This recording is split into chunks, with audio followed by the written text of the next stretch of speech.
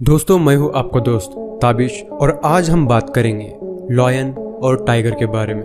वैसे तो ये दोनों ही जंगल के बहुत बड़े शिकारी हैं, लेकिन दोनों में से किंग कौन है, आज हम उसी के बारे में बात करेंगे और पता लगाएंगे कि असल में जंगल का असली राजा कौन है और क्यों है। सबसे पहले हम बात करते हैं मस्कुलैरिटी की। इस बात में कोई शक नहीं कि दोनों ही एनिमल्स मसल्स यानी मांसपेशियों के मामले में बहुत ताकतवर है।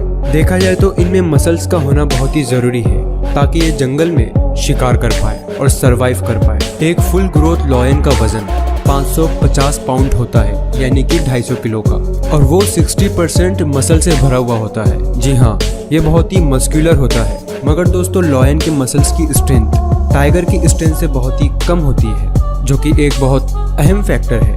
एक फुल्ली ग्रोथ टाइगर का वजन 800 पाउंड होता है, यानी 360 किलोग्राम, और इस टाइगर की बॉडी भी 60 से 70% मसल से भरपूर होती है, जिस वजह से यहाँ पर टाइगर की जीत के चांसेस बढ़ जाते हैं। अगर हम मान लें कि टाइगर और लॉयन के बीच में एक मुठभेड़ हो जाए तो कौन जीतेगा, तो इसमें टाइगर के जीतने के चांसेस ज़्यादा होंगे, क्योंकि फिजिकली अपीयरेंस में वो काफ़ी ज़्यादा बेहतर है।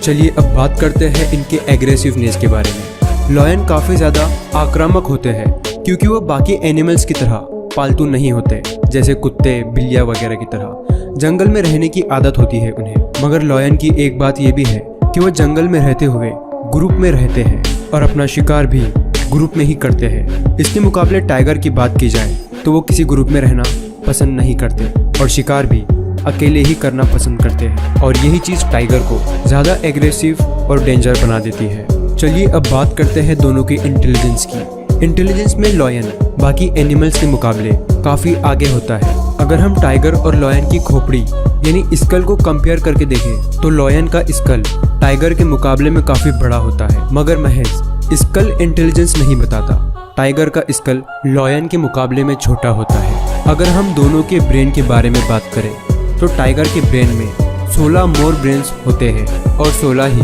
ब्रेन फोल्ड्स होते हैं, और इससे ये बात साबित होती है कि लॉयन के मुकाबले टाइगर ज़्यादा इंटेलिजेंस रखता है। चलिए अब बात करते हैं दोनों की स्पीड के बारे में कि कौन कितना तेज़ है।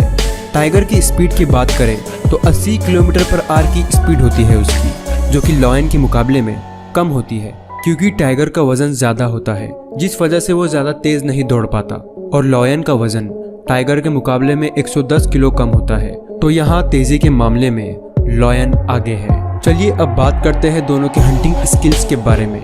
लॉयंस, जिनको नेचुरल हंटर कहा जाता है, क्योंकि वो रात में शिकार करते हैं। जिस वक्त उनका शिकार सो रहा होता है, उसी वक्त सही मौका देखकर लॉयन उनका शिकार कर लेते हैं, क्योंकि उस वक्त शिकारी का शिकार करना काफ़ी आसान होता है। अगर टाइगर को देखा जाए तो वो भी अक्सर रात में ही शिकार करना पसंद करता है। वो अकेले शिकार करता है, ग्रुप में नहीं, इसीलिए वो लॉयन के मुकाबले में काफ़ी डेंजरस होता है।